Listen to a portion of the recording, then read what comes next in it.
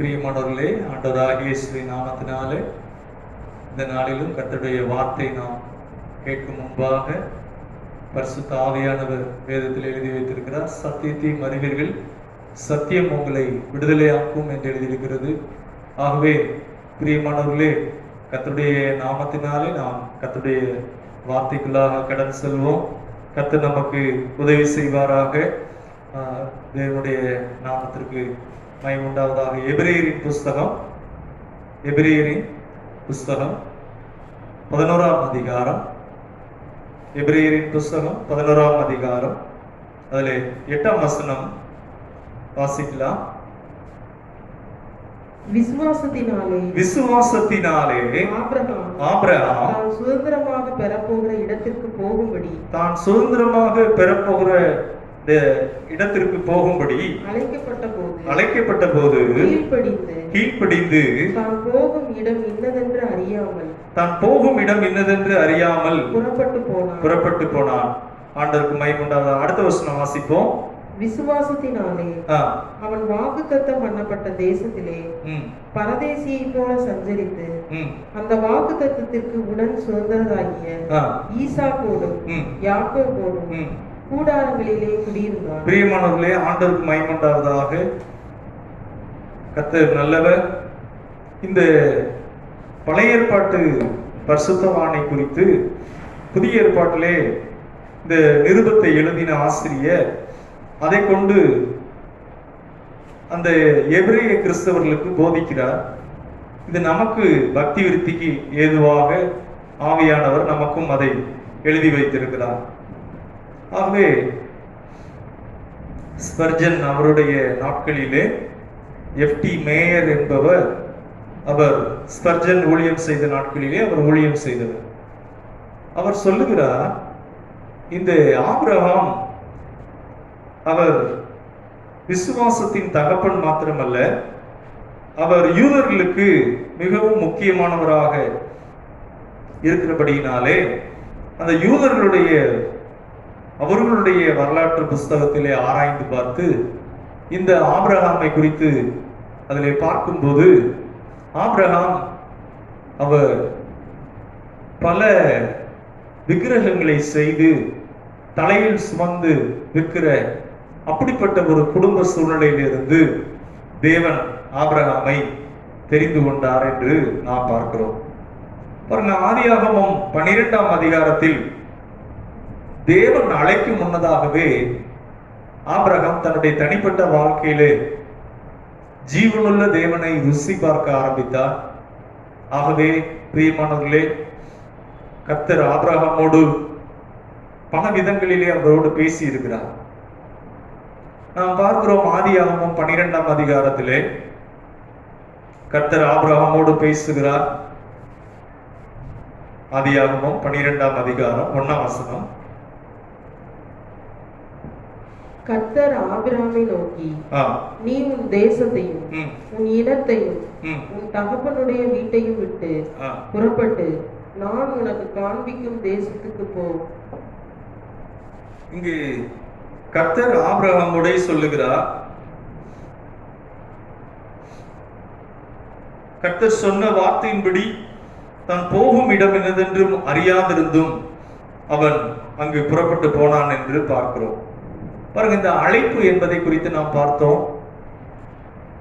பழைய பாவ பழக்க வழக்கங்களிலிருந்து, இருளின் வாழ்க்கையிலிருந்து கர்த்தர் ஆபிரகாமை அழைத்தது போல இந்த வாழ்க்கை பிரயாணத்தில் உங்களை என்னையும் கூட கர்த்தர் அழைத்திருக்கிறார்.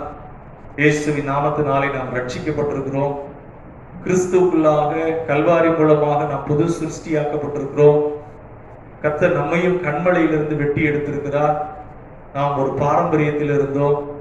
அந்த கண்மலையிலிருந்து பிரிக்கவே முடியாத அப்படி ஒரு குடும்ப சூழலில் இருந்தோம். அன்றைக்கு ஆபிரகாமை கர்த்தர் அழைத்த போது உன் தேசத்தையும் உன் ஜனத்தையும் விட்டு என்று சொன்னார்.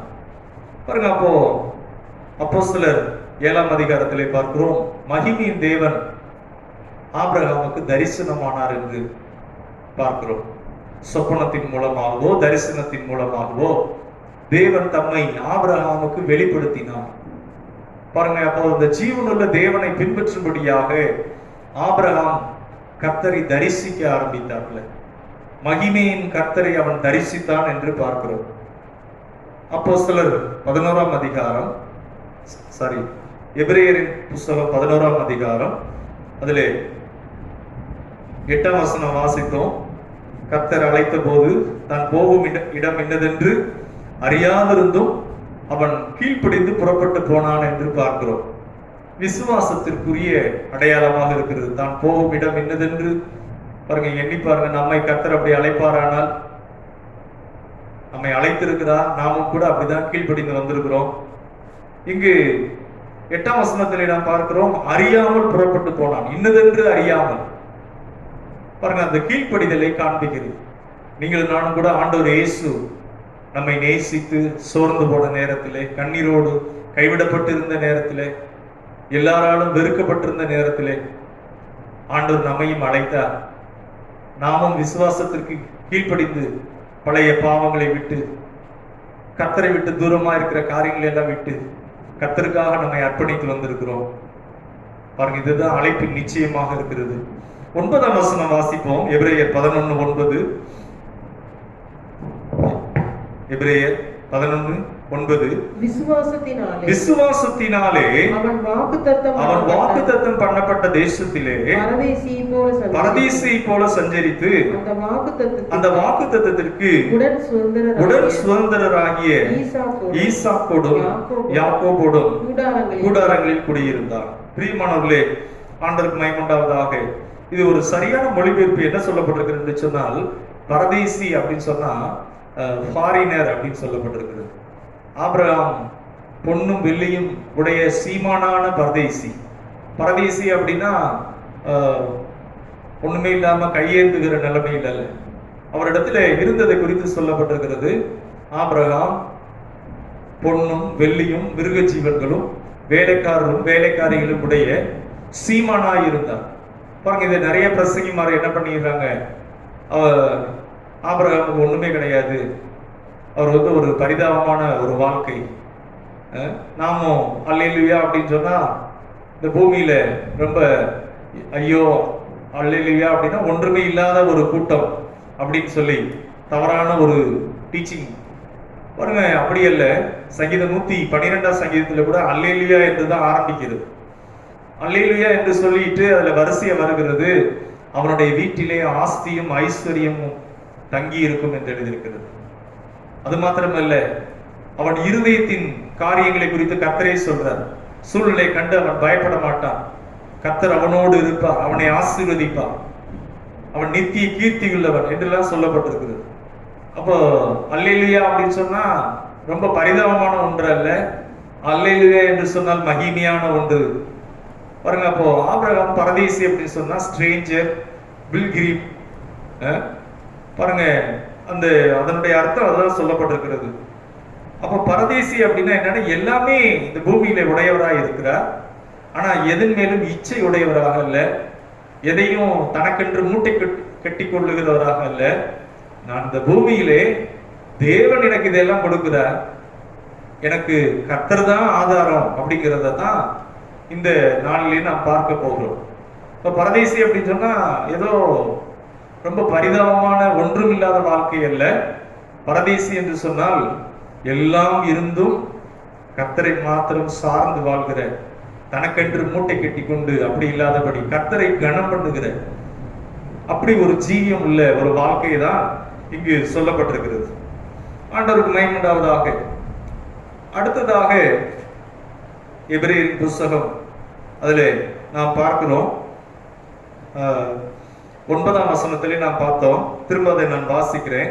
விசுவாசத்தினாலே அவன் வாக்குத்தத்தம் பண்ணப்பட்ட தேசத்திலே பரதேசியை போல சஞ்சரித்து அந்த வாக்குத்தத்தத்திற்கு உடன் சுதந்திரராகிய அப்படின்னு சொல்லி கூடாரங்களில் குடியிருந்தான் என்று பார்க்கிறோம். இதுக்கு ஒப்பனையாக அடுத்த பகுதி ஆதியாகமம் 12ஆம் அதிகாரம். ஆதியாகமம் 12ஆம் அதிகாரம், அதிலே 10ஆம் வசனத்திலிருந்து 20ஆம் வசனம் வரைக்கும் அங்கு சொல்லப்பட்டிருக்கிறது.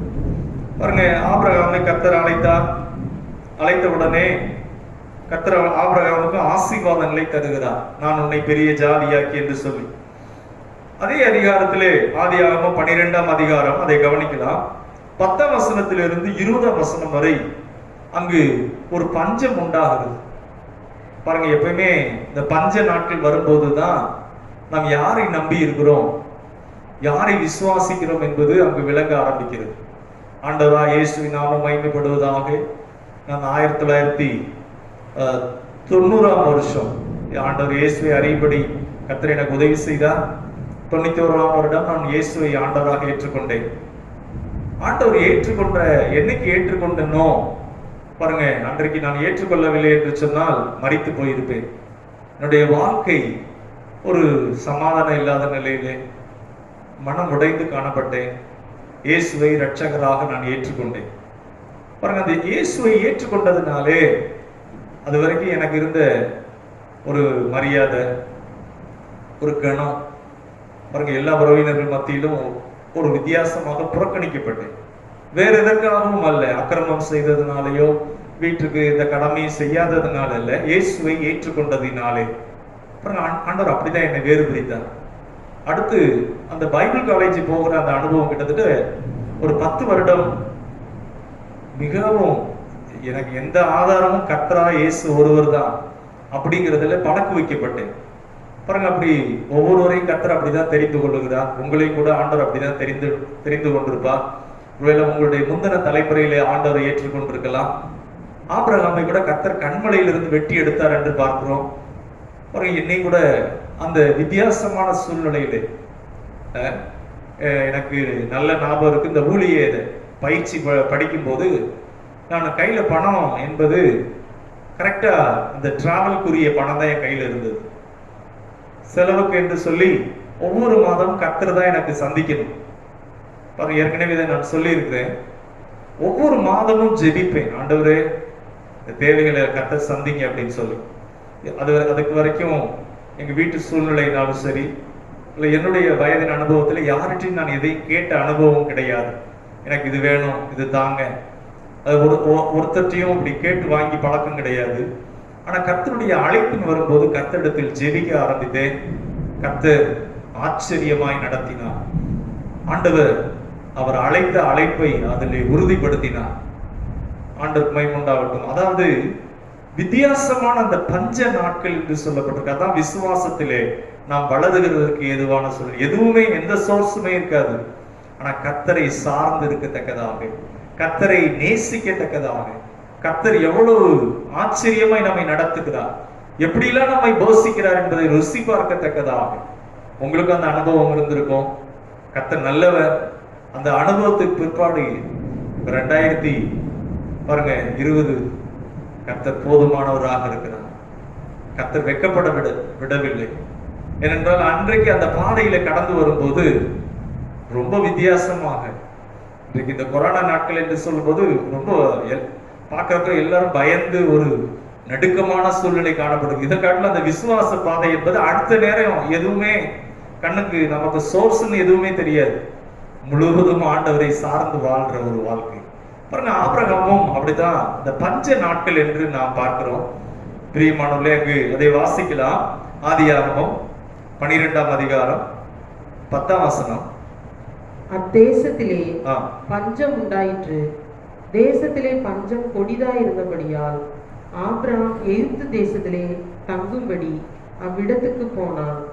இங்கு நாம் பார்க்கிறோம், எகிப்து தேசத்திற்கு தங்கும்படி அங்கு போனான் என்று பார்க்கிறோம். பஞ்சம் கொடிதா இருந்தபடியா. பாருங்க, சோத்துக்கு வழி இல்லாத ஒரு நிலைமை. எகிப்து அப்படிங்கிறது எதை குறிக்கிறது என்று சொன்னால், பிரியமானவர்களே, பைபிள்ல எகிப்து அப்படின்னு சொன்னா பிசாசு என்று சொல்லப்பட்டிருக்கிறது. மாம்ச பலத்தை சார்ந்து கொள்வது, மனிதனை சார்ந்து கொள்வது, கர்த்தரை விட்டு விலகுகிற அனுபவத்தை குறிக்கிறது. அதை குறித்து வாசிக்கலாம். ஏசாயா தீர்க்கதரிசன புத்தகம் 31ஆம் அதிகாரம் 1ஆம் வசனம். சீக்கிரமா ஏசாயா 31. சகாயம் அடையும்படி சகாயம் அடையும்படி இஸ்ரவேலுடைய பரிசுத்தரை நோக்காமலும். இஸ்ரவேலருடைய இந்த எகிப்தை குறித்து சொல்லப்பட்டிருக்கிறது. சகாயம் அடையும்படி இஸ்ரவேலருடைய பரிசுத்தரை நோக்காமலும் கர்த்தரை தேடாமலும் எகிப்துக்கு போய் குதிரைகள் மேல் நம்பிக்கை வைத்து ரதங்கள் அநேகமாய் இருப்பதினால் அவைகளை நாடி குதிரை வீரர் மகா பலசாலிகளாய் இருப்பதினால் அவர்களை நம்பிக்கொண்டிருக்கிறவர்களுக்கு ஐயோ. கர்த்தருடைய நாமம் மகிமைப்படுவதாக. இங்க நாம பார்க்கிறோம் பிரியமானவர்களே, எகிப்து போகிற காரியத்தை குறித்து சொல்லப்பட்டிருக்கிறது. சகாயம் அடையும்படி இஸ்ரவேலுடைய பரிசுத்தரை நோக்காமல் இருக்கிற ஒரு வாழ்க்கை. எகிப்தில குதிரை இருக்கிறது, குதிரை வீரர்கள் இருக்கிறாங்க பாருங்க. அவங்க அந்த எகிப்து என்பது ஒரு பெரிய ஒரு ஒரு புள்ளி மாதிரி. அவங்களுக்கு கீழே நிறைய நாடுகள் கப்பம் கட்டி கொண்டிருப்பாங்க. அவங்களுடைய தயவோடு கூட நிறைய பேர் அங்க மற்ற நாடுகள் அவங்க ஆட்சி செய்து கொண்டிருக்கிறாங்க பாருங்க. அப்போ அங்கு தானியம் வாங்குகிறதற்காக எகிப்தை சார்ந்து அடைகிற வாடுகிற ஒரு காரியங்களை நாம் பார்க்கிறோம். இங்க நம்ம இந்த வசனத்திலே பார்க்கிறோம், எகிப்துக்கு போய் கர்த்தரை தேடாமலும் கர்த்தரை நோக்காமலும். பாருங்க, அப்ப அது எதை குறிக்கிறது அப்படின்னா கை பலத்தை குறிக்கிறது, மனுஷனை சார்ந்து கொள்வதை குறிக்கிறது. இன்னும் சொல்லப்பட்டிருக்கிறது, ரதங்களை நாடி குதிரை வீரர்கள் பலசாலிகளாக இருப்பதனால் அந்த குதிரையெல்லாம் ரொம்ப பலமுள்ள குதிரையா இருக்கு பாருங்க. இப்படி நம்பிக்கொண்டிருக்கிறவர்களுக்கு அப்படின்னு போட்டு வேதம் சொல்லுகிறது ஐயோ அப்படின்னு சொல்லுகிறது. கர்த்தருடைய நாம மகிமைப்படுவதாக. பாருங்க, அப்போ நம்பிக்கை அந்த நாள் எகிப்து எப்படி இருந்திருக்கு என்று சொன்னால் ஒரு புள்ளி மாதிரி. புள்ளி என்று சொன்னால் ஒரு தாதா, அதாவது ஒரு பெரிய கட்ட பஞ்சாயத்து இது மாதிரி. இப்போ இந்த ஆபிரகாம் என்ன செய்யறாரு, அங்க போகினார் அப்படின்னு போட்டு பஞ்சம் கொடிதா இருந்தபடினார். இது போனது சரியா தப்பா அப்படின்னா, அவர் பாருங்க கர்த்தரையே நம்பி வந்தார். பிள்ளை இல்லாத அந்த காலங்களிலே பாருங்க, நம்ம ஆபிரகாம் மீது குற்றம் சாட்டும் முன்பாக ஆபிரகாம் எப்படி இப்படிலாம் நடந்து கொள்ளலாம், எப்படி எகிப்துக்கு போகலாம் அப்படின்னு நம்ம கேள்வி கேட்கலாம். ஆனாலும் கூட ஆபிரகாம்கிட்ட நல்ல காரியங்கள் இருக்கிறது. அதை நம்முடைய வாழ்க்கையோடு கூட நாம் கம்பேர் பண்ணி அதை நாம் கற்றுக்கொள்வோம். பிறகு அந்த எகிப்துக்கு போன காரியங்கள் நிமித்தம் வந்த விளைவுகளை நாம் பார்த்து கர்த்தரை நாம் ஆதாரமாய் வைக்க ஆபிரகாம் எப்படி கர்த்தரை கடைசி சார்ந்து கொண்டார் என்பதை நாம் பார்க்க போகிறோம். பாருங்க, அப்போ முதல் காரியம், பிள்ளையே இல்லாத போது ஆபிரகாம் விசுவாசத்தினாலே கர்த்தரை சார்ந்து கொண்டார். பாருங்க, பிள்ளை இல்லாத ஒரு காரியம், ஆனா விசுவாசித்து கர்த்தரை சார்ந்து கொண்டு வாழ்ந்தார். பெரிய விஷயம். ஆண்டவர் அழைக்கும் போது 75 வயது, சாராளுக்கு வயசு 65 வயது, வித்தியாசமான சூழ்நிலையிலே கர்த்தர் சொன்னதை நம்பினான், விசுவாசித்தான். இரண்டாவது காரியம் பார்க்கிறோம், கர்த்தர் சொன்ன உடனே பழைய பழக்க வழக்கங்களை விட்டு தேசத்தையும் இனத்தையும் பாருங்க, நம்மை கூட ஆண்டவர் அழைத்தார் பாவ வாழ்க்கையிலிருந்து, பிசாசின் அடிமைத்தனத்திலிருந்து. பாருங்க, அதே மாதிரி கர்த்தர் சொன்ன உடனே அவன் கீழ்ப்படிந்து தான் போகும் இடம் என்னதென்று அறியாமல் புறப்பட்டு போனான் என்று பார்க்கிறோம், தேசத்தையும் ஜனத்தையும் விட்டு. அடுத்ததாக நாம் பார்க்கிறோம், மூன்றாவது காரியம், கீழ்ப்படிந்து புறப்பட்டு போனான். யோசிச்சு பாருங்க, நம்மளை போய் ஆண்டவர் ஒரு அழைப்பு கொடுத்து நம்மை அழைத்திருப்பார். ஆனால் நம்ம என்ன செய்வோம், அந்த ஊர் எப்படிப்பட்ட ஊரு, அந்த ஊர்ல எல்லாமே இருக்குமா? ஆண்டவருக்கு மகிமையுண்டாவதாக. நான் இந்த திண்டுக்கல் பட்டணத்துக்கு ஊழியத்துக்கு வரும்போது ஆரம்ப நாளிலே நான் விசுவாசமா சொல்லுவேன், கர்த்தர் வாக்கு பண்ண தேசம், பாலத்தேனும் ஓடுகிற தேசம் என்று சொல்லி நான் அறிக்கை செய்வேன். நிறைய பேர் சொல்லுவாங்க, நான் வந்த நாள்லே 2003 வருஷம் 4 வருஷத்துல பயங்கர தண்ணி பஞ்சம். எங்க பார்த்தாலும் செய்தி என்னன்னா, திண்டுக்கல்ல பொண்ணு கொடுக்க மாட்டாங்க அப்படி. தண்ணி இப்பயாவது 2 குழா வழியா தண்ணி வருது, ஆத்து தண்ணி, அப்புறம் பேரண தண்ணி வருது. வித்தியாசமா இருக்கும். ஆனா கர்த்தர் நல்லவர். பாருங்க, கர்த்தர் போதுமானவராக இருக்கிறார், விசாரிக்கிறவராக இருக்கிறார், சூழ்நிலையை வைத்த நான் சொல்லுவேன், கர்த்தர் வாக்கு பண்ணின தேசம், பாலும் தேனும் ஓடுகிற தேசம். நான் அழைத்திருக்கிறார், அழைத்தவர் உண்மையில். அப்புறம் இன்றைக்கு கர்த்தர் அந்த சூழ்நிலைகளை எல்லாம் மாற்றி இருக்கிறார். தேவனுடைய நாமம் மகிமைப்படுவதாக. பாருங்க, ஆபிரகாமை கர்த்தர் அப்படி அழைத்து அந்த பாதையிலே அவன் கீழ்ப்படிந்து வந்தான் என்று பார்க்கிறோம். விசுவாசத்திற்கு நம்ம ஆபிரகாம் மேல உடனே கல்லெறிந்திட முடியாது. ஒவ்வொன்று விசுவாசத்திலே அவர் முன்னேறி போகிறார். அடுத்ததாக அவங்க தகப்பனார் லோத்து, அவங்க ஆரானிலே 5 வருஷம் தங்கியிருக்காங்க. ஆபிரகாமும் மனைவி சாரா, லோத்து, ஆபிரகாமுடைய தகப்பனார். அதுல ஒருத்தர் மரித்து போகிறார். ஆபிரகாமுடைய தகப்பனார் மரித்து போறார். ஒரு ஆள் குறைஞ்சிட்டான். அடுத்ததாக கொஞ்ச நாள்ல லோத்தும் ஆபிரகாமை விட்டு பிரிய போகிறார். ஆனால் கர்த்தர் அழைத்த கர்த்தர் அவரை நம்பி விசுவாசத்தோடு அவர் தன் பிரயாணத்தை தொடங்குகிறார். பிரியமானவரை, கர்த்தர் சொன்னா, நான் உன்னை பெரிய ஜாதியாக்கி. யோசித்து பாருங்க, அந்த வார்த்தையை சார்ந்து அந்த மகிமையின் கர்த்தரை தரிசித்து. நம்முடைய வாழ்க்கையில எப்பெல்லாம் நம்ம கர்த்தருடைய வார்த்தையை பார்க்கிறதை விட்டு விட்டு சூழ்நிலைகளை பார்க்கிறோமோ, நம்மை சுற்றி நடக்கிற பிரச்சனைகளை பார்க்கிறோமோ, கண்கள் அது மேல வைக்கிறோமோ, அப்பொழுது நம்முடைய விசுவாசம் நம்மை விட்டு போய்விடும். பாருங்க, அப்ப சூழ்நிலையை பார்க்க கூடாது என்று அல்ல, கர்த்தரை நாம் சார்ந்து வாழ வேண்டும். ஆபிரகாம் அப்படிதான் வர்றார். இன்னொரு காரியம் செய்கிறார். என்ன செய்கிறார் என்று சொன்னால், ஆதியாகமம் 12ஆம் அதிகாரம் 7ஆம் வசனத்திலே தன் மனைவிக்கு மாத்திரம் கல்லறைக்கு இடம் வாங்குகிறார். அவர் தனக்குன்னு சொல்லி ஆஸ்தி எல்லாம் உடைய சீமானா இருந்தா, ஆனா கர்த்தர் என்ன சொல்லிட்டாருன்னா, நீ இருக்கிற இந்த தேசம் உன் சந்ததிக்கு கொடுப்பேன்ட்டு, இப்ப கொடுக்க மாட்டேன், உன் சந்ததிக்கு கொடுப்பேன்ட்டு. ஆனா ஆபிரகாம் எப்படி இருந்தார் என்று சொன்னால், அவர் பொன்னும் வெள்ளியும் உடைய சீமானாய் பரதேசியாக, எனக்கு இந்த பூமி சொந்தம் இல்லை, போகிற இடத்துல எல்லாம் ஆபிரகாம் அவர் என்ன செய்தார் என்று சொன்னால், அங்கு கூடாரம் போடுவார், அடுத்து பலிபீடம், 2 காரியத்தையும் செய்வார். அப்படி ஒரு கர்த்தரை சார்ந்து வாழ்கிற ஒரு வாழ்க்கை, பலிபீடம் கட்டுகிற அனுபவம். இந்த பலிபீடம் என்பது ரொம்ப முக்கியம். ஆண்டவருக்கு மகிமை. அடுத்ததாக கர்த்தர் ஆபிரகாமை அழைத்து போக சொன்ன தேசம் இந்த கானானியர்கள். இந்த கானானியர் இருக்கிற இடம் கவனிக்கலாம். இந்த கானானியர் யார் என்று சொன்னால், இந்த கானானியர் மிகவும் மோசமானவங்க. அவங்களை குறித்து ஆராய்ச்சி புஸ்தகத்துல பார்க்கும்போது ரொம்ப கொடூரமானவர்கள். ஆபிரகாம் கர்த்தர் இங்க இப்படிப்பட்ட இடத்துக்கு தான் உன்னை அனுப்புறேன்னு சொல்லியிருந்தா, ஆபிரகாம் முதையே சொல்லியிருப்பார், நான் எங்களுடைய தேசம் ஜனத்துக்கிட்டே நான் இருந்திருப்பேன் அப்படின்னு இருப்பார்.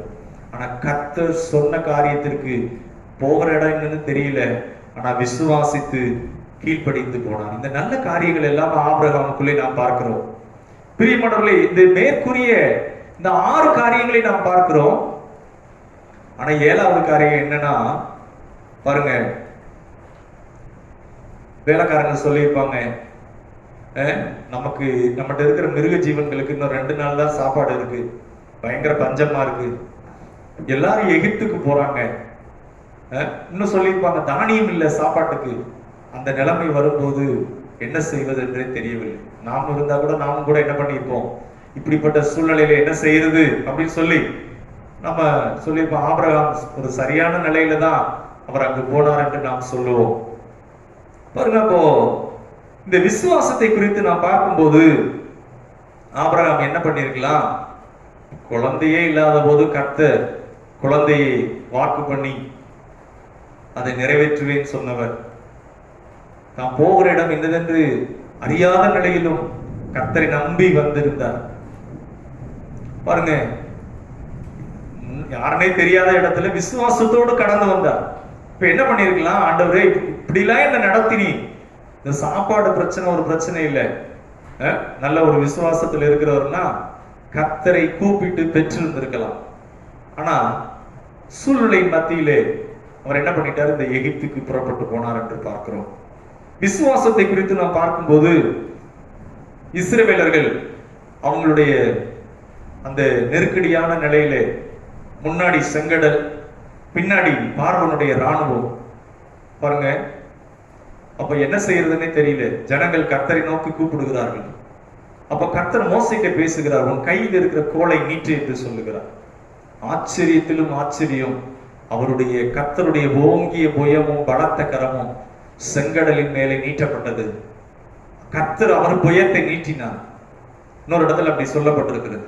பாருங்க, இன்றைக்கு உங்களை என்னை ஆண்டவர் ரட்சித்த போது தீராத பெரிய பெரிய பிரச்சனைகளை கர்த்தர் அவருடைய கரத்தை நீட்டினார். ஆச்சரியமாய் நம்மை நடத்தி வந்தார். பாருங்க, இந்த செங்கடல் ரெண்டாய் பிளக்கிறது. அந்த சமுத்திரத்திலே இவர்கள் நடந்து கடந்து வந்தார்கள். பாருங்க, ஆபிரகாமுக்கு இந்த அனுபவம்லாம் அந்த நாளிலே வரல. அப்பதான் விசுவாசத்திலே அவர் கடந்து வருகிறார். தேவன் இஸ்ரவேலர்களை அப்படி நடத்தினார். செங்கடலை ரெண்டாக பிளந்தார். அடுத்ததாக பார்க்கிறோம், பாருங்க, இந்த இஸ்ரவேலர்கள் வனாந்திரத்திலே கிட்டத்தட்ட 30 லட்சம் பேர். 30 லட்சம் பேருக்கும் அவங்களுக்கு சாப்பாட்டுக்கு என்ன செய்வாங்க யோசிச்சு பாருங்க. இன்னைக்கு நிறைய சாப்பாடு வீடு தேடி வந்து கொடுக்குற மாதிரி ஸ்விக்கி, ஜொமேட்டோ அப்படின்னு நிறைய இருக்கு. அன்னைக்கு இஸ்ரவேலர்கள் அவங்க ஒவ்வொரு நாளும் அவங்களுக்கு தேவையான மன்னா கர்த்தர் ஆச்சரியமாய் கொடுத்தார். 30 லட்சம் பேருக்கும் அவங்களுக்கு மன்னாவை கர்த்தர் கொடுத்தார். அவர்களுக்கு ஒரு குறைவும் இல்லை. அது மாத்திரமல்ல, அவர்களுக்கு தண்ணீர் வேணும் என்று கேட்டார்கள். பாருங்க, வனாந்திரத்துல தண்ணி வேணும்னு கேட்டப்ப ஆண்டவர் சொன்னாரு, இந்த கற்பாறை கோலை வைத்து அடி என்று சொன்னார். பாருங்க, கற்பாறையிலிருந்து தண்ணீர் புறப்பட செய்தார். இவ்வளவு நல்லது. இது எல்லாம் விசுவாசத்திற்கு ஏதுவாக இருக்கிறது. கண்மலையிலிருந்து தண்ணீரை புறப்பட்டு வர பண்ணினார். எண்ணி பாருங்க, வனாந்திரத்துல 30 லட்சம் பேர் தண்ணி குடிக்கணும். ஆனா கர்த்தர் அதை ஆச்சரியமாய் அந்த பிரச்சனைகளுக்கெல்லாம் அவர் பதில் கொடுத்தார். பாருங்க, அடுத்ததாக இந்த ஜனங்கள் கொஞ்சம் மோசமான ஜனங்கள். அடுத்து என்ன கேட்டாங்கன்னா, அவர் இறைச்சி கொடுப்பாரா அப்படின்னு கேட்டாங்க. பாருங்க, மற்ற எல்லாத்தையும் கொடுத்துடலாம். இறைச்சிங்கிறப்ப கிட்டத்தட்ட லாஜிஸ்டிக்ஸ். 30 லட்சம் பேருக்கும் ரோடு வசதி இருக்கணும், இந்த ட்ரக் வர்றதுக்கு பாதை இருக்கணும், அது வனாந்திரம். பாருங்க, அவங்க கேட்கிறாங்க இறைச்சி கிடைக்குமா அப்படி. அவங்க கொஞ்சம் முரட்டாட்டம் உள்ள ஜனங்கள், கர்த்தர்ட்ட கலகம் பண்ற மாதிரி இருக்கு. பாருங்க, கர்த்தர் சொல்றாரு, என்ன சொல்றாருன்னா, கர்த்தராலே கூடாத காரியம் ஒன்றுண்டோ. கர்த்தர் அங்கதான் சொல்றாரு, கர்த்தரால் கூடாத காரியம் ஒன்றுண்டோ. 30 லட்சம் பேருக்கும் ஆண்டவருக்கு மகிமை உண்டாகட்டும். பாருங்க, இந்த காடை நல்ல குண்டு குண்டா அது நல்ல கொழுன்னு இருக்குமா. இந்த காடை என்னன்னா, காற்று அடிக்கிற திசையில பறந்து போகிற ஒரு சுபாவம் உள்ளது. கர்த்தர் என்ன பண்ணாரா, ஒரு கீழ்காற்றை வீச பண்ணினா கிட்டத்தட்ட 3 அடி உயரத்திற்கு நல்ல அவ்வளவு அவங்க முழங்கால் அளவு அப்படின்னு சொல்றாங்க, முழங்காலுக்கு மேல இடுப்பு அளவு இருக்கிற அளவுக்கு காடை அங்கு பாளையம் சுற்றி குமிந்தது. அவர்கள் தேவையான இறைச்சியை கர்த்தர் கொடுத்தார். பாருங்க, அப்போ இந்த அனுபவம் எல்லாம் பிற்பாடு இஸ்ரவேலர்களுக்கு உண்டானது. ஆனா ஆபிரகாமுடைய நாட்களில் இந்த அனுபவம் ஆபிரகாமுக்கு கிடையாது. அப்பதான் புதுசா அந்த விசுவாசத்துக்குள்ளே அவர் வருகிறார். அப்ப நம்ம இதை சொல்ல முடியாது, ஆபிரகாம் எகிப்துக்கு வந்திருக்க கூடாதான், ஆனா எகிப்துக்கு வந்துட்டாரு. அங்க வந்த சூழ்நிலையில வித்தியாசமா இருக்கிறது, பஞ்சம் காணப்படுகிறது. பாருங்க, இந்த விசுவாச படிகள் அப்படின்னா நம்ம என்ன செய்யணும், கொஞ்சம் கடினமா இருக்கும். ஆனா நாளுக்கு நாள் என்ன பண்ண, நம்ம அதில் முன்னேறி கொண்டு போகும். விசுவாச வாழ்க்கை என்பது நம்மை நாளுக்கு நாள் உயர்த்தி கொண்டு போகும். ஆனா அதுல இன்னொன்னு இருக்கிறது, அவிசுவாச படிகள். அது என்ன செய்யும் என்று சொன்னால், நம்ம சூழ்நிலைகளை பார்க்கும்படி செய்து நாளுக்கு நாள் நம்முடைய வாழ்க்கை மிகவும் மோசமாக போய்விடும். பாருங்க, அப்போ இந்த அவிசுவாச படிகள் அப்படிங்கிறது என்னன்னா, கண்களை ஆண்டவர் பேரில் வைக்காமல் ஆண்டவர். பாருங்க, இந்த அவிசுவாச படிகள் என்பது சூழ்நிலையின் மேலே கண்களை வைத்து ஆண்டவருடைய வார்த்தையை மறந்து கர்த்தரை நம்பிக்கையை விட்டுவிட்டு சூழ்நிலைகளை பெரிதாய் பார்க்கிறாங்க. அப்ப நீங்க சொல்லலாம், அது எப்படி சூழ்நிலை உள்ளதை சொல்லாம பொய் சொல்றதா? இல்ல, பொய் சொல்லபடியாக அல்ல, அந்த சூழ்நிலைகளிலே நாம் எப்படி கர்த்தர் மூலமாக கர்த்தரை நம்பி இதை நாம் சந்திக்கிறோம் என்பதுதான் மிகவும் முக்கியமான ஒன்று. பிரியமானவர்களே, பாருங்க, இப்போ ஒரு ரூபா காயின் இருக்கு. அந்த காயினை நம்ம கண்ணுக்கு கிட்ட வச்சு பார்த்தோம்னா 1 ரூபா காயின் தான் தெரியும். ஒருவேளை இன்றைக்கு பிள்ளைகளுக்கு ஃபீஸ் கட்டுற காரியமா இருக்கலாம், ஈபி பில் கட்டுற காரியம், வீட்டு வாடகை, நிறைய தேவைகள் இருக்கலாம். ஆனா இந்த 1 ரூபா கண்ணுக்கிட்ட வச்சு உத்து பார்த்தோம்னா நமக்கு என்ன தெரியும்? அந்த 1 ரூபா தான் தெரியும், வேற எதுவுமே தெரியாது. பிரியமானவர்களே, பாருங்க, அப்போ ஒரு சிலருக்கு பிரச்சனைகளை இரவும் பகலும் கண்ணு கிட்ட வச்சுதான் பாக்குறாங்க. கண்களுக்கு கிட்ட வைத்து அந்த பிரச்சனையை பெரிதாக பார்க்கிற அனுபவத்தை நாம் பார்க்கிறோம். என்ன பெரிதாக என்று சொன்னால், வேற எதுவும் தெரியாதபடி அந்த 1 ரூபா காயின் அதுதான் பெருசா பிரச்சனை. பாருங்க, அந்த 1 ரூபா காயினை நம்ம தள்ளி வச்சு பார்ப்போம், ஆனா நம்மளை சுற்றி இருக்கிற எல்லாரும் தெரிவாங்க, அந்த 1 ரூபா காயினும் தெரியும். அது பார்க்கிறப்ப சாதாரண ஒன்றாக இருக்கும். பாருங்க, அப்போ நம்முடைய வாழ்க்கையில பிரச்சனைகளை அதை பெரிதுபடுத்தி அதுதான் என் சூழ்நிலை இதுதான் அப்படின்னு சொல்லி தேவையில்லாத பயமும் பொய்யும் நம்முடைய வாழ்க்கையை மேற்கொள்ள அனுமதிப்போமானால் அது அவிசுவாசத்திற்குரிய ஒரு நிலையாக போய்விடும். பிரியமானவர்களே, கர்த்தருடைய நாமம் மகிமைப்படுவதாக. பாருங்க, பேதுரு ஆண்டவர் இயேசு கடல் மேலே நடந்து வருகிறார். பேதுரு ஆண்டவர் இயேசுவை பார்த்த உடனே, ஆண்டவரே நீரே ஆனால் நான் கடல் மேலே நடந்து வரணும் அப்படின்னு சொன்னா ஆண்டவர் வர சொல்றாரு. பேதுரு என்ன பண்றாரு? காற்றை கடலையும் அதற்றினவர், இவைகளெல்லாம் உண்டாக்கினவர் அப்படின்னு சொல்லி அவர் என்ன செய்யறார்? நம்பிக்கையோடு ஆண்டவர் இயேசுவை நோக்கி பார்த்து அவருடைய வார்த்தையை சார்ந்து அந்த கடல் மேல நடக்க ஆரம்பிக்கிறார்.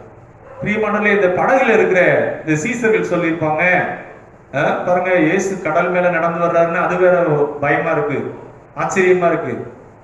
சீசர்கள் சொல்லியிருப்பாங்க, நீ எதுக்கு முந்திரி கொட்ட மாதிரி முந்தி போற? நாங்களாம் பேசாம இருக்கிறோம், நீ வந்து கடல் மேல நடக்கிறியா?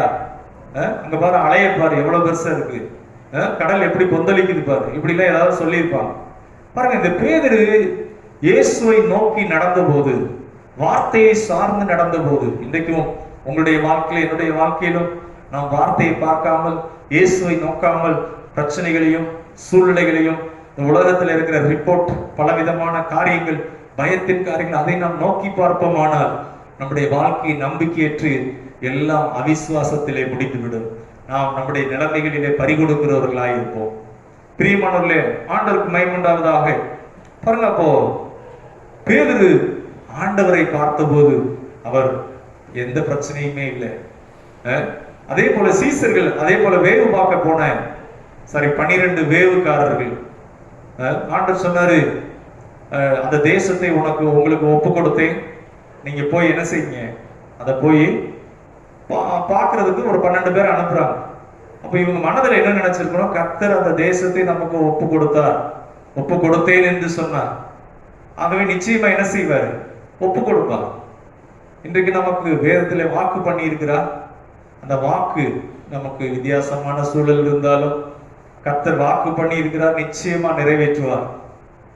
பயப்படாதேன்னு சொல்லி இருக்கிறார், திகையாதேன்னு சொல்லி இருக்கிறார், நானே உன் பரிகாரி என்று சொல்லி இருக்கிறார். உன்னை நான் கைவிட மாட்டேன், உனக்காக சிலுவையில நான் கைவிடப்பட்டிருக்கிறேன். என் தேவனே, என் தேவனே, ஏன் என்னை கைவிட்டு சங்கீதம் 22 பார்க்கிறோம். அப்ப அதெல்லாம் நம்ம விட்டுட்டு நம்ம சூழ்நிலைகளை பெரிதாக பார்ப்போமானால், இது வேவு பார்க்க போனவங்க போயிட்டு வந்தோம், நல்ல தேசம்தான்.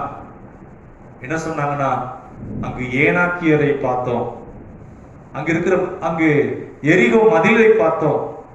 அது மாத்திரமல்ல, தேசம் நல்ல தேசம்தான். ஆனா அவங்க முன்னாடி நம்ம எப்படி இருக்கிறோம்னா வெட்டுக்கிளி போல இருக்கிறோம். அவங்க பலசாலிகள், அவங்களுடைய இராணுவம், அங்க இருக்கிறவங்க எல்லாம் பெரிய பெரிய ஆட்களா இருக்கிறாங்க, உயரமான ஆளா இருக்கிறாங்க. அவங்களுக்கு நாம் இறையாவோம்னு சொன்ன உடனே 30 லட்சம் பேர் உட்கார்ந்து அழுகுறாங்க. யோசித்து பாருங்க, இரவெல்லாம் அழுகுறாங்க. ஆன்லைன் பிரேயர், அழுகிற ஜெபம், அழுகிற ஒரு காரியம். எதுக்கு என்று சொன்னால், அவங்க கர்த்தர் சொன்ன வார்த்தையை நம்பாமல் சூழ்நிலைகளை பார்க்க ஆரம்பித்தார்கள்.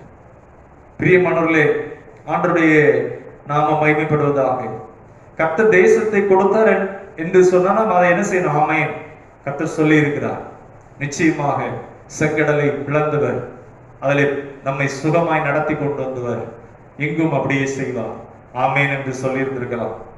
பாருங்க, அப்போ அதை அளந்து பார்க்க ஆரம்பித்தார்கள்.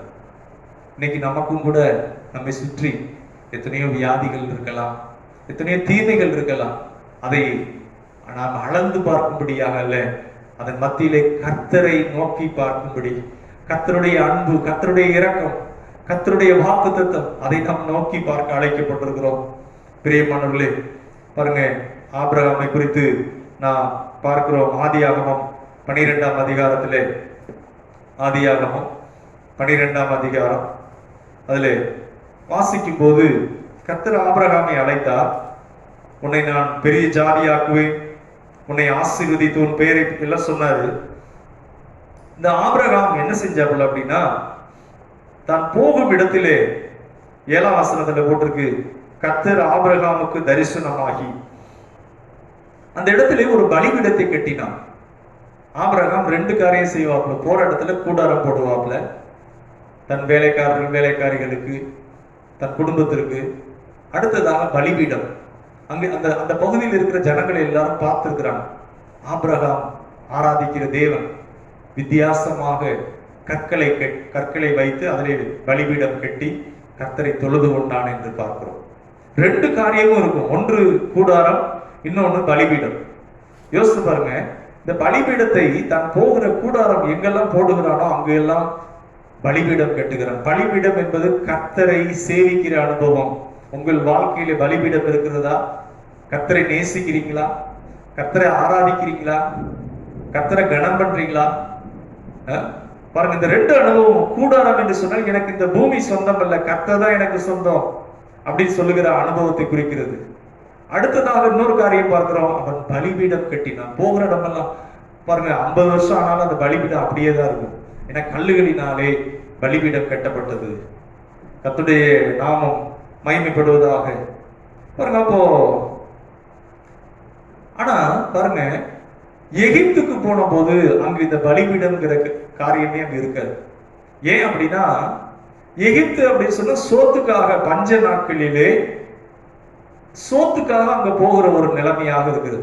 நிச்சயமா அங்க இருக்கிற ஜனங்கள் சொல்லியிருப்பாங்க, சோத்துக்காக நீ இங்க வந்தையே, இங்க வந்து இந்த பலிபீடம் அப்படின்னு சொன்னா ஏதாவது பிரச்சனை ஆயிரும் சொல்லிட்டு அங்கு ஆராதனையே இல்லை. பிரியமானவர்களே, ஆராதனை எங்கு இல்லையோ அது பின்மாற்றத்தை குறிக்கிறது. கர்த்தரோடு ஐக்கியம் இல்லாத ஒன்று. சங்கீதக்காரர் சொல்ற, வான்கள் நீரோட வாஞ்சிக்கிறது போல என் ஆத்துமா தேவன் பேரிலே வாஞ்சித்து கதறுகிறது. ஆராதனை பேர்ல உங்களுக்கு வாஞ்சி இருக்கிறதா? கர்த்தருடைய வார்த்தையை கேட்கணும்னு வாஞ்சியோட இருக்கீங்களா? நான் ஆண்டவர் ஆராதிக்காம எந்த வேலையும் செய்ய மாட்டேன்னு தீர்மானத்தோட இருக்கிறீங்களா? நல்ல அனுபவம். எந்த ஒரு சூழ்நிலையிலும் குடும்பமா ஆராதிக்கிறீங்களா? கர்த்தர் சமூகத்துல உங்களை தாழ்த்தி நோக்கி கூப்பிடுறீங்களா? கர்த்தரை சேவிக்கிறீங்களா? பாருங்க, இந்த ஆராதனையின் அனுபவம் உங்க அந்த ஆவிக்குரிய நிலையில நீங்க நல்ல நிலையில இருக்கிறீங்க. இங்கு எகிப்துக்கு போன போது அங்க பலிபீடம்ங்கிறது எதுவுமே அங்கு சொல்லப்படவில்லை. பிரியமானவர்களே, பாருங்க, ஒரு சிஸ்டர் சர்ச்சைக்கு போறப்ப சொன்னாங்களாம் தன் கணவர்கிட்ட, நான் சர்ச்சைக்கு போறேன், என்னோட கூட கார்ல வரணும், வரலைன்னா நான் உங்களுக்கு மனைவிங்கிறத மறந்துருங்க அப்படின்னு சொன்னாங்க. பாருங்க, அவர் சொன்ன அந்த அம்மா சொன்னதுக்காக கட்டாயத்தின் பேர்ல ஆராதனைக்கு அவர் போனார். பாருங்க, யோசிச்சு பாருங்க, ஆராதனைங்கிறது கட்டாயத்தின் பேரிலே அல்ல, அது மனப்பூர்வமாக. பலிபீடம், கூடாரம். ஆபிரகாமுடைய அந்த ஆரம்ப அனுபவத்தை பாருங்க. போகிற இடமெல்லாம் கர்த்தரை சிநேகித்தான், அங்கு தொழுது கொண்டான். கர்த்தர் அவனுக்கு தரிசனமாகிறார், மகிமையின் கர்த்தரை தரிசிக்கிறான். பிரியமானவர்கள், இன்றைக்கு உங்கள் வாழ்க்கையில அந்த அனுபவம் இருக்கிறதா? கர்த்தரை தரிசிக்கிறீங்களா? பலிபீட அனுபவம் இருக்கிறதா? கர்த்தரை அப்படி நேசிக்கிறீங்களா? பாருங்க, இந்த எகிப்துக்கு போன போது இந்த அனுபவம் எல்லாம் அவனுக்கு அங்கு இல்லாமல் போனது என்று நாம் பார்க்கிறோம். ஆண்டவருடைய நாமம் மகிமைப்படுவதாக. பாருங்க, அப்போ இந்த பஞ்சம் என்பது சோற்றுக்காக அவன் எகிப்துக்கு போனதை நாம் பார்க்கிறோம். பாருங்க, ஆபிரகாம் விசுவாசத்தோடு கர்த்தரிடத்திலே, கர்த்தர் எனக்கு கேடகமும் பலனுமாயிருக்கிறார், நிச்சயமா நான் கர்த்தரை தான் கூப்பிடுவேன், எனக்கு தேவைக்குன்னு எகிப்துக்கு நம்பி போக மாட்டேன் அப்படின்னு உறுதியாக இருந்திருக்கலாம். ஆனா ஆபிரகாம் தன் சூழ்நிலை மத்தியிலே அங்கு கர்த்தரை சார்ந்து கொள்ளாமல் சூழ்நிலையை சார்ந்து அங்கு போகிறான். பாருங்க, அது மாத்திரமல்ல, அங்கு மனைவியை பொய் சொல்ல வைக்கிறான். அங்க இருக்கிற ஜனங்கள் பொல்லாதவர்கள் என்று அறிந்து மனைவி அழகுள்ளவளாக இருக்கிறாள் என்று சொல்லி சகோதரி என்று சொல்லுகிறார். மனைவிட்டு மாத்திரமல்ல, வேலைக்காரர்களிடத்திலே, வேலைக்காரிகளிடத்திலே, எல்லாரிடத்திலையும் போய் சொல்லுகிறான். எப்படியாவது நம்ம இங்க இருந்து தப்பிச்சிருக்கலாம், ஏன்னா நமக்கு ஆகாரம் கிடைக்கும், தானியம் கிடைக்கும். பாருங்க, கர்த்தரை குறித்து வேலைக்காரங்கிட்டெல்லாம் நல்ல வார்த்தைகளை சொல்லியிருந்து இந்த ஆபிரகாம் அங்கு பொய் சொல்லுகிறார். எதற்காக என்று சொன்னால், அங்கு இருக்கிற அந்த நிலவரப்படி தன் மனைவி என்று சொல்லும் போது மனைவியை வைத்து விட்டு இவனை கொலை செய்து விடுவார்கள், நம்ம எல்லாருக்கும் பாதுகாப்பு வேணும்னு சொல்லி வேலைக்காரங்களுக்கும் பொய் சொல்லுகிறார். கொஞ்சம் எண்ணி பாருங்க பிரியமானவர்களே, ஒரு பாவத்தை செய்யும்படியான ஒரு சூழல் வருகிறது, கர்த்தரை விட்டு தூரமாய் போகிற ஒரு நிலைமை பாருங்க. அந்த எகிப்தின் ராஜா அவன் என்ன பண்ணுகிறான் என்று சொன்னால், அவங்க இப்போ ஆபிரகாமை என்ன சொன்னாங்கன்னா சகோதரின்னு சொன்னோன்னே, ஒரு விதத்துல ஆபிரகாம் உறவின் அடிப்படையிலே சாராளுக்கு சகோதரி தான் வருது. ஆனா உண்மையாவே மனைவியை சகோதரி என்று போய் சொல்லுகிறார். இப்ப மச்சான் இவர்கிட்ட என்னன்னா உறவு பேசுவான், டான்ஸ் பேசுவான். அழகுள்ள பெண் என்று சொன்ன உடனே அந்த தேசத்திலே ராஜாவுக்கு உடனே இப்படி சகோதரனும் சகோதரியுமா வந்திருக்கிறாங்க, அவள் ரொம்ப அழகுள்ளவளா, அந்த தேசத்துல எல்லாரும் சொல்றாங்க சாராள் மிகவும் அழகுள்ளவளா இருக்கிறாள் என்று சொல்லி. ராஜா எந்த ஒரு பெர்மிஷன் கேட்காம பாருங்க ஆபிரகாமுக்கு நிறைய பொருட்களை எல்லாம் கொடுத்து சாராளை தன் மனைவியாக ஆக்கி கொள்ளும்படி அவன் என்ன செய்தான்னா கொண்டு வர சொல்லிட்டான். பாருங்க, அந்த வசனத்திலே நாம் வாசிக்கிறோம், ஆதியாகமம் 12ஆம் அதிகாரம், ஆதியாகமம் 12ஆம் அதிகாரம், அதிலே 11ஆம் வசனத்திலிருந்து வாசிக்கலாம். அவன் எகிப்துக்கு சமீபமாய் வந்தபோது தன் மனைவி சாராயை பார்த்து, நீ பார்வைக்கு அழகுள்ள ஸ்திரீ என்று அறிவேன், எகிப்தியர் உன்னை காணும் போது இவள் அவனுடைய மனைவி என்று சொல்லி என்னை கொன்று போட்டு உன்னை உயிரோடே வைப்பார்கள். ஆகையால் உன் நிமித்தம் எனக்கு நன்மை உண்டாகும் பிடிக்கும், உன்னாலே என் உயிர் பிழைக்கும் பிடிக்கும், நீ உன்னை என் சகோதரி என்று சொல்கின்றான். ஆபிரகாம் எகிப்திலே வந்தபோது எகிப்தியர் அந்த ஸ்திரீயை மிகுந்த அழகுள்ளவள் என்று கண்டார்கள். பார்வோனுடைய பிரபுக்களும் அவளை கண்டு பார்வோனுக்கு முன்பாக அவளை புகழ்ந்தார்கள். அப்பொழுது அந்த ஸ்திரீ பார்வோனுடைய அரண்மனைக்கு கொண்டு போகப்பட்டாள். ஆண்டவருக்கு மகிமை உண்டாவதாக. இங்கே நாம் பார்க்கிறோம், அவள் நிமித்தம் அவன் ஆபிரகாமுக்கு தயை பாராட்டினான். அவனுக்கு ஆடு மாடுகளும் கழுதைகளும் வேலைக்காரரும் வேலைக்காரிகளும் கோழிகை கழுதைகளும் ஒட்டகங்களும் கிடைத்தது. ஆபிரகாமுடைய மனைவியாகிய சாராயின் நிமித்தம் கர்த்தர் பார்வோனையும் அவன் வீட்டாரையும் மகா வாதைகளால் பாதித்தார். வீட்டில் இருக்கிற எல்லாருக்கும் நோய், வாதை நோய். பார்வோனுடைய வீட்டில் பாருங்க, பார்வோன் அப்படி ஒரு பெரிய புள்ளி மாதிரி, ஒரு துரைத்தனம் ஆவி உள்ளவன். அவனுக்கு கீழே நிறைய நாடுகள் அவனை சேவிக்கிறாங்க. செல்வாக்கு மிகுந்த ஒரு நிலையில் இருக்கிறான். எகிப்துல தான் வந்து நிறைய பேர் பிழைக்கிறதுக்காக வர்றாங்க பாருங்க. அப்போ அவன் எல்லாத்தையும் புடுங்குகிறவன். ஆனா இங்க நம்ம பார்க்கிறோம், அங்கு அவன் வீட்டுல வாதை உண்டானது, எல்லாருக்கும் வாதை. அவனுக்கு அந்த வாதையே பெரிய பிரச்சனை ஆயிடுச்சு. அப்பதான் அங்கு 18ஆம் வசனத்துல பார்க்கிறோம், அப்பொழுது பார்வோன் ஆபிரகாமை அழைத்து, நீ எனக்கு ஏன் இப்படி செய்தா? இவள் உன் மனைவி என்று நீ எனக்கு அறிவியாமல் போனதென்ன? பாருங்க, அடுத்து இவளை நான் எனக்கு மனைவியாக கொண்டிருப்பேனே, நீ ஏன் இந்த பாவத்தை செஞ்ச அப்படின்னு கேட்கிறார்.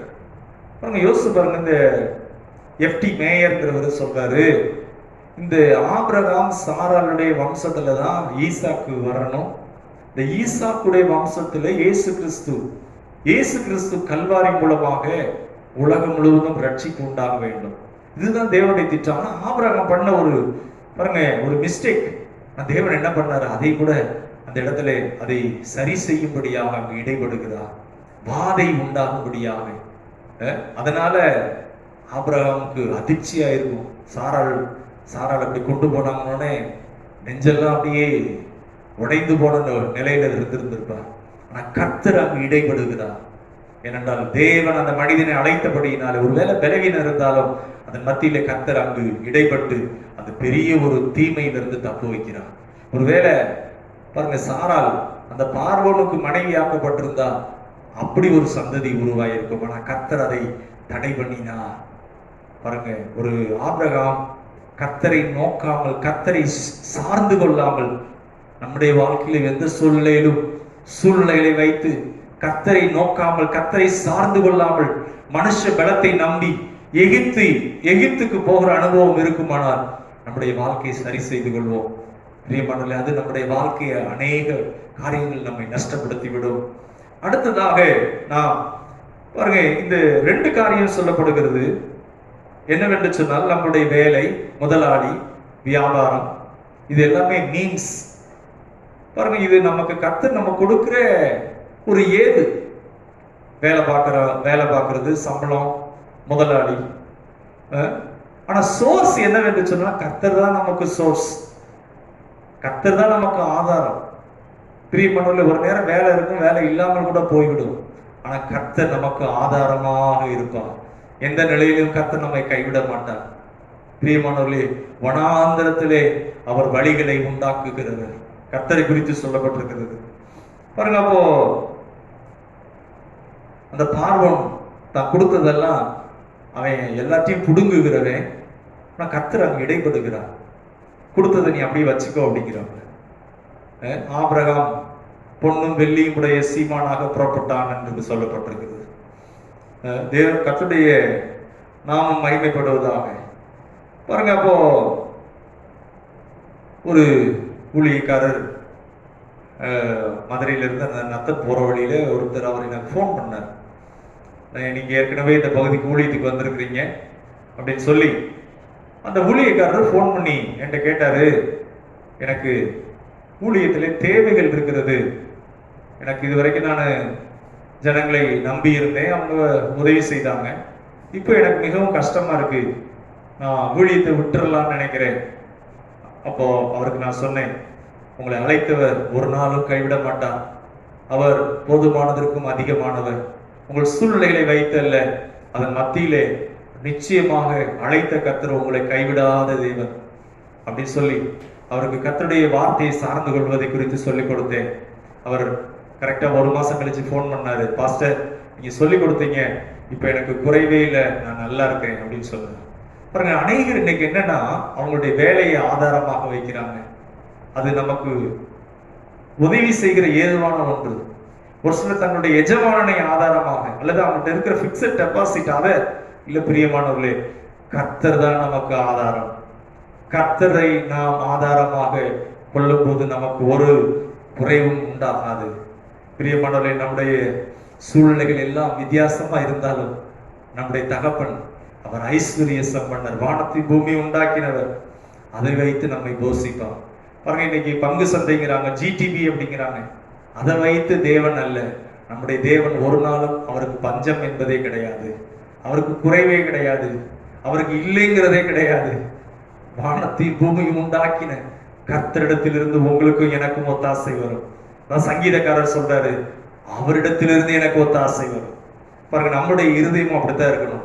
இன்னும் சொல்லப்பட்டிருக்கு சங்கீதத்திலே, சிங்க குட்டிகள் தாழ்ச்சி அடைந்து பட்டினியா இருக்கும், ஆனா கர்த்தரை தேடுகிறவர்களுக்கோ, கர்த்தரை தேடுகிற நமக்கோ ஒரு நன்மையும் குறைவிடாது. பிரியமானவர்களே, ஆகவே கர்த்தருடைய நாமம் மகிமைப்படுவதாக. பாருங்க, அப்போ இந்த இன்னும் ஒரு சில வசனங்களை வாசித்து நான் முடிக்க போகிறோம். இந்த காக்கா என்ன பண்ணோம் அப்படின்னா, ஸ்கூல்ல படிக்கிற நேரங்கள்ல நாங்க எல்லாம் வெளியில உட்கார்ந்து சாப்பிடுவோம். நல்ல ஞாபகம் இருக்கு. யாராவது டிஃபன் பாக்ஸை திறந்து வச்சுட்டு இன்னொரு பக்கத்துல ஏதாவது ஒரு வேலையா மற்ற ஃப்ரெண்ட்ஸ் எல்லாம் இருக்கிறாங்கன்னு சொல்லிட்டு அசால்ட்டா போனா கூட அந்த டப்பால இருக்கிற பொருட்களை தூக்கிட்டு போயிடும், வடையோ அல்லது என்ன ஸ்நாக்ஸ் இருந்தாலும். இந்த காக்கா என்ன செய்யும்னா, யார்கிட்ட எதை பிடுங்கலாம், திடீர்னு வந்து வீட்டுல ஏதாவது வச்சிருந்தோம்னா அந்த பொருளை கூட எடுத்துட்டு போயிடும். ஆனா எலியாவின் நாட்களிலே பாருங்க, புடுங்குகிற காக்காவை கொண்டு கர்த்தர் எலியாவை போஷித்தார். இங்க பார்வோன் அநேகத்திலிருந்து புடுங்குகிறவன், ஆனா கர்த்தர் என்ன பண்றாருன்னா அந்த பிடுங்குகிற நபரை வைத்து போஷிக்கும்படியாக செய்கிறார். ஒருவேளை இந்த உலகத்துல, இந்த பட்டணத்துல எப்படிதான் படைக்கிறது, யாரு உதவி செய்வார், நம்மகிட்ட இருக்கிறத பிடுங்கிறது தான் ஆள் இருக்காங்களே, நமக்குன்னு எனக்குன்னு ஆதரவா யாரும் இல்லையே, என்னை நேசிக்க யாரும் இல்லையே, என் கஷ்டத்தை யார் புரிந்து கொள்வான்னு நினைக்கலாம். பிரியமானவர்களே, யார் இருக்காங்களோ இல்லையோ, கர்த்தர் உங்களுக்காக இருக்கிறார். அவர் உங்களை கைவிட மாட்டார். அவர் உங்களை போஷிக்கிறவர், அவர் உங்களை விசாரிக்கிறவர்.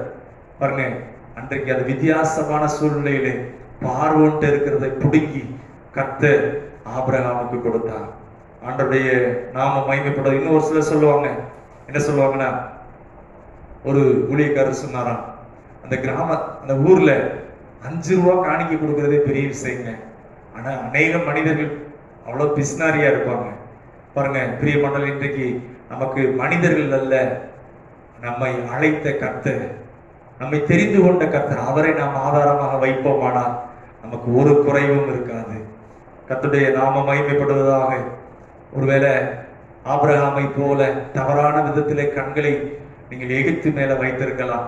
ஆண்டவர் சமூகத்துல தாழ்த்தி, ஆண்டவரே பாருங்க, ஆபிரகாமுடைய கண்கள் எங்க இருந்துச்சுன்னா மச்சான் மேல நம்பிக்கை வச்சுட்டாப்புல.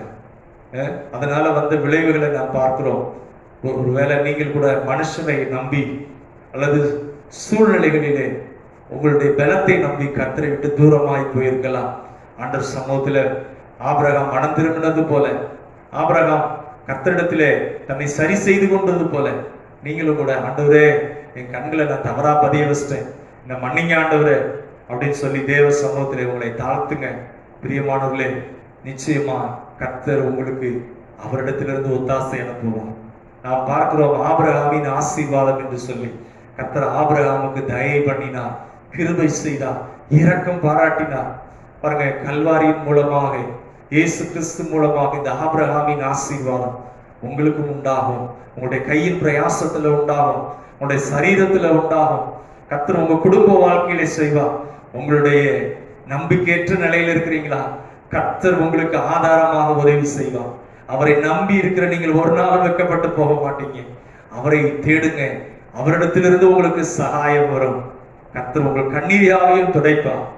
கர்த்தருக்கு மகிமை உண்டாக. நாம் ஜெபிப்போம். ஹல்லேலூயா, ஹல்லேலூயா. Thank you Lord. ஆபிரகாமின் தேவன் அவர் நம்முடைய தேவன். நீங்க சொல்லலாம், ஆபிரகாமின் ஆசீர்வாதம் கிறிஸ்து இயேசுவினாலே எனக்கு வரும்படியாக. உங்களுக்கு பண விரயமாகாதபடி, வீணான செலவு உண்டாகாதபடி, எல்லாம் அடைபட்ட நிலையில் இருக்கலாம். ஆனால் அவருடைய வார்த்தை ஒரு நாளும் அடைபடவில்லை, அவருடைய இரக்கங்கள் அடைபடவில்லை, அவருடைய அன்பு, அவருடைய தயவு அது உங்களுக்கு சமீபமாக இருக்கிறது. அவர் உங்களை நேசிக்கிறார், அவர் உங்களை ஒரு நாளும் கைவிட மாட்டார். சோர்ந்து போயிட்டீங்களா, எனக்கு கூட யாரும் இல்லை, எனக்கு கண்ணீரோட இருக்கிறீங்களா, இல்ல கர்த்தரா இயேசு இருக்கிறார், அவர் நிச்சயமாக உங்களை ஆசீர்வதிப்பார். பிரியமானவர்களே, நாம் ஜெபிப்போமா? ஆண்டவரே, நாங்கள் துதிக்கிறோம். எங்களை நேசிக்கிற நல்ல பிதாவே, ஆபிரகாமுக்கு தயவு பண்ணின கர்த்தர், ஓ ஆண்டவரே, உங்களுடைய பிள்ளைகள் அவருடைய கையின் பிரயாசங்களை நீர் ஆசீர்வதிப்பீராக. ஆச்சரியமான அனுகூலங்கள் உண்டாவதாக. ஆண்டவரே, கண்ணீரோடு மனமுடைந்து காணப்படுகிற ஒவ்வொருடைய வாழ்க்கையிலும் தேவனுடைய விசேஷமான கிருபை தயவு உண்டாவதாக. ஒவ்வொருவரை நீர் ஆசீர்வதிப்பீராக. In the name of Jesus. ஆண்டவரே, சோர்ந்து போன நிலையிலே கண்ணீரோடு இருக்கிற ஒவ்வொருவருக்கும் இந்த ஆண்டவருடைய வல்லமை, ஆண்டவருடைய அபிஷேகம் இப்பொழுதே அவர்களை நிரப்புவதாக. இயேசு கிறிஸ்து மூலமாக கல்வாரியின் வல்லமை, ஆண்டவரே நீர் சிலுவையில கைவிடப்பட்டீரப்பா, ஒவ்வொருவரும் ஆசீர்வாதமாய் இருக்கத்தக்கதாக இப்பொழுதே அந்த வல்லமை ஒவ்வொருவரையும் பலப்படுத்துவதாக. Right now, in the name of Jesus, heal in the name of Jesus. எல்லாவித பொல்லாத வாதைகள் சரீரத்தை விட்டு நீங்குவதாக, குடும்பத்தை விட்டு நீங்குவதாக. கர்த்தருடைய ஆசீர்வாதம் குடும்பத்தின் மீது உண்டாவதாக என்று ஜெபிக்கிறோம். நன்றி ஆண்டவரே, நீங்க அப்படி செய்கிறதுக்காக ஸ்தோத்திரம். எல்லா மகிமையும் நாங்கள் உமக்கு செலுத்துகிறோம். இயேசுவின் நாமத்தில் பிதாவே, ஆமென், ஆமென். என் ஆத்துமாவே கர்த்தரை ஸ்தோத்திரி, என் முழு உள்ளமே பரிசுத்த நாமத்தை ஸ்தோத்திரி. என் ஆத்துமாவே கர்த்தரை ஸ்தோத்திரி, அவர் செய்த சகல உபகாரங்களையும் மறவாதே.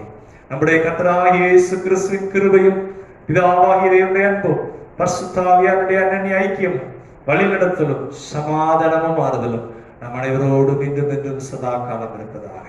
ஆமென். God bless you. Praise the Lord.